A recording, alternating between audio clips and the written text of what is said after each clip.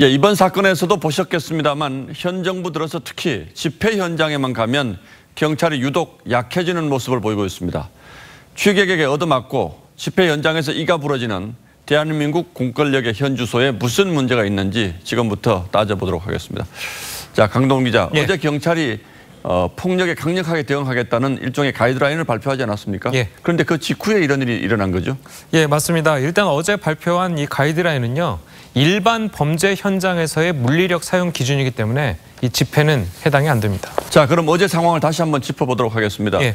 일단 건물 밖에서 민노총이 합법적인 집회를 하다가 건물 안으로 진입을 시도하면서 경찰을 폭행한 거잖아요. 맞습니다.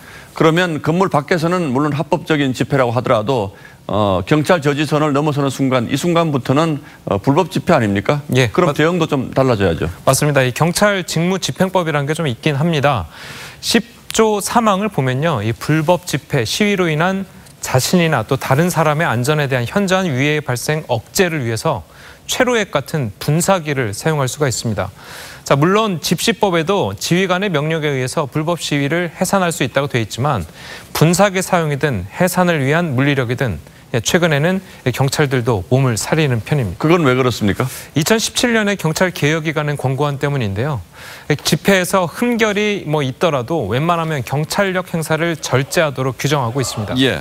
자, 거기다가 지난해에는 경찰청 인권침해 사건 진상조사위원회가 백남기 농민 사망 사건의 원인을 경찰의 과잉 진압 탓이라고 결론을 내리면서 이런 분위기는 더 심해졌습니다.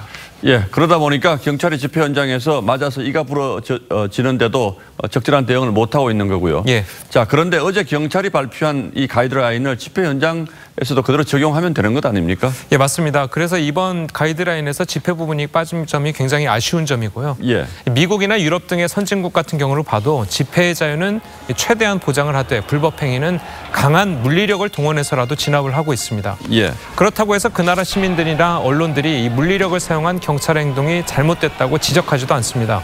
자, 그래서 우리나라도 집회 시 불법 행동에 대해서는 공권력이 확실하게 대응하도록 사회적인 인식 개선이 우선돼야 한다는 지적이 나오는데요.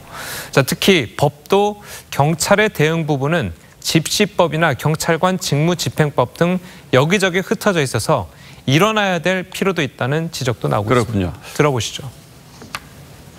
공권력의 사용 자체가 이제 일관되고 그다음에 보편적이어야 되는데 그때그때 달라요라고 하니까 공권력에 대한 불신이 계속 증폭될 수밖에 없는 것이 아니냐. 예, 무엇보다 경찰의 적법한 직무 수행에 대해서는 문제 제기하지 않는 사회적 인식 변화, 이게 가장 중요할 겁니다. 예. 선진국들이 다 그렇군요. 네. 예, 강동원 기자 잘 들었습니다.